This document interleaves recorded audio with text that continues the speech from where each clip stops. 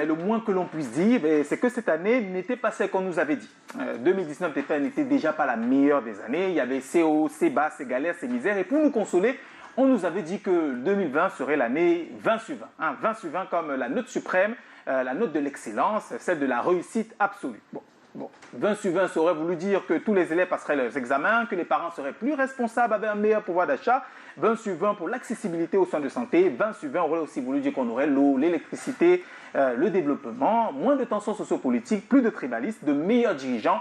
Bref, que ce soit dans les discours politiques ou dans les messages publicitaires, 20 sur 20, c'était le nirvana. Bon, j'oublie une dernière chose.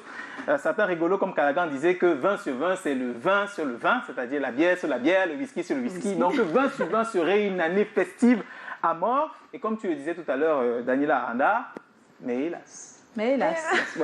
Alors, donc il y avait déjà le mois de janvier. Le mois de janvier, je m'en souviens, il était pas mal. Hein. C'était pas extraordinaire, mais janvier 2020 était quand même quelque chose de vivable. Et puis il y avait février. Qu'est-ce que je garde de février? Bon, ça me branchait pas particulièrement, mais en février, j'avais déjà entendu dire qu'il paraît qu'il se pourrait que, et qu'il serait possible. Mais février est parti comme il est venu. Et c'est en mars que vraiment tout est allé dans tous les sens. En tout cas, ne serait-ce que pour le Cameroun. Et que la Covid-19 est arrivée.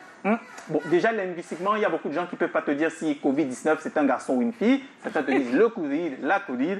Bref, la Covid a tout foutu en l'air et ça, c'est vraiment un euphémisme. On s'est retrouvés, nous, les brillants humains que nous sommes, enfermés comme des rats. Il y a même une blague qui disait un confiné vaut mieux qu'un fini. Et voilà. On est donc restés complètement confinés. La Covid a mis tout foutu en l'air. Le monde du spectacle, le tourisme, le transport, les médias, l'économie. Tout s'est retrouvé sans dessus. Même cette émission qui a déjà connu des épreuves terribles, on s'est retrouvé chacun chez soi à devoir faire l'émission comme ça, en tout cas, pour que les téléspectateurs aient autre chose que des messages et des chiffres funestes que divulguaient les antennes. Et puis finalement, on a passé cette étape-là.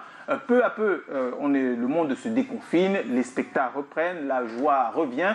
Un vaccin, il se pourrait même a été trouvé et commencé à être administré. C'est une chose.